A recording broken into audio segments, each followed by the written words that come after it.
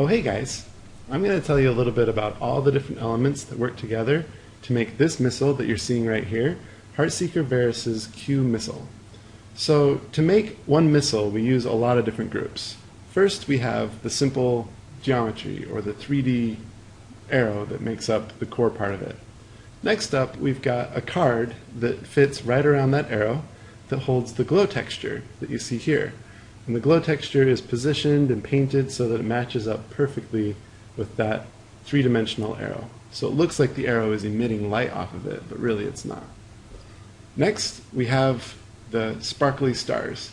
And these are all painted on a simple card that is locked to the camera. So wherever the camera rotates, that card rotates as well. And so then that texture looks like it's a lens flare. It's always oriented to the camera. And that shows up like so. Next up we have the simple ribbons that come off of the missile. Now this first ribbon is what we call additive. And to think of what additive means, the next ribbon is going to be alpha blended. And the difference between the two, imagine if you have a red lens. Well, an alpha blended lens would be if you just put that lens over the ground, it would make the ground look more red. An additive lens, if you shine a light through the lens onto the ground, it's going to light it up red.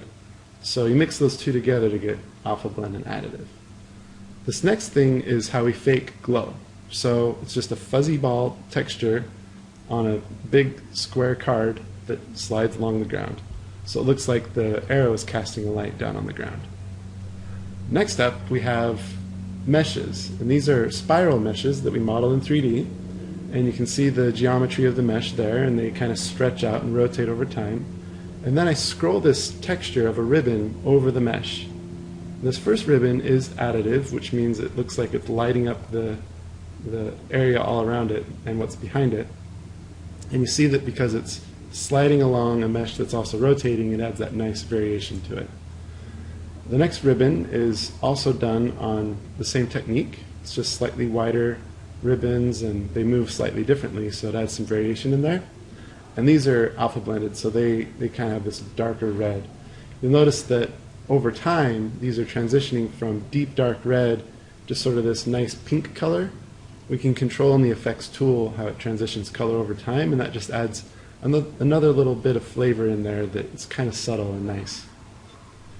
So we have all of the different parts working together to make the one ability, and there it is playing at slow motion and then at full speed, and I hope you learned something.